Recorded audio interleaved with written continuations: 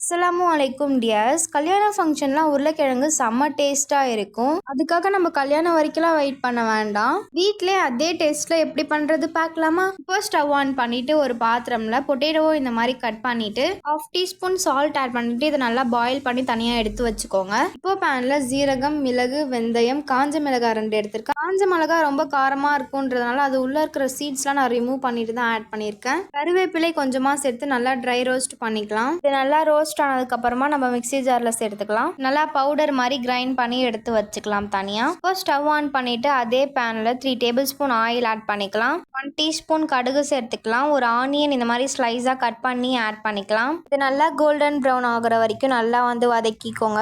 பார்த்தீங்கன்னா நல்லாவே வதங்கிடுச்சு. ஒரு டொமேட்டோ இந்த மாதிரி ஸ்லைஸாக கட் பண்ணிவிட்டு ஆட் பண்ணிக்கலாம். கார்லிக் ஒரு 6லேருந்து 5 வரைக்கும் ஆட் பண்ணிக்கிறேன். இது நல்லா வதங்கி வந்ததுக்கப்புறமா லைட்டாக டர்மரிக் பவுடர் ஆட் பண்ணிக்கலாம். 1 டீஸ்பூன் சில்லி பவுடர், வீட்டில் அரைக்கிற குழம்பு மிளகாய் தூள் லைட்டாக இருந்தால் ஆட் பண்ணிக்கோங்க. இதை நல்லா மிக்ஸ் பண்ணி விட்டுக்கிறேன். மசாலா பச்சை ஸ்மெல் போனதுக்கப்புறமா நம்ம பாயில் பண்ண பொட்டேட்டோ ஆட் பண்ணிக்கலாம். மசாலாவும் பொட்டேட்டோவும் சேம் ஆகிற மாதிரி நல்லா மிக்ஸ் பண்ணி விட்டுக்கலாம். ஃபஸ்ட்டு அரைச்ச பவுடரை இதில் இப்போ ஆட் பண்ணிக்கலாம். ஆட் பண்ணிவிட்டு லைட்டாக வாட்டர் ஆட் பண்ணிவிட்டு நல்லா மிக்ஸ் பண்ணி விட்டுக்கோங்க. 1 டீஸ்பூன் சால்ட் ஆட் பண்ணிக்கிறேன். உங்களுக்கு பத்தலைன்னா நீங்கள் எக்ஸ்ட்ராவாக ஆட் பண்ணிக்கோங்க. லாஸ்ட்டில் கருவேப்பிலை போட்டு இருக்குன்னா ஒரு சூப்பரான கல்யாணம் விட்டு பொட்டேட்டோ ஃப்ரை ரெடி. மறக்காமல் ட்ரை பண்ணிவிட்டு எப்படி இருக்கு சொல்லிட்டு கமெண்ட்டில் சொல்லுங்கள். என்னோட வீடியோ பிடிச்சிருந்தா மறக்காமல் சப்ஸ்கிரைப் பண்ணிக்கோங்க. அந்த பெல் ஐக்கானையும் கிளிக் பண்ணிக்கோங்க. நெக்ஸ்ட் வீடியோவில் பார்க்கலாம்.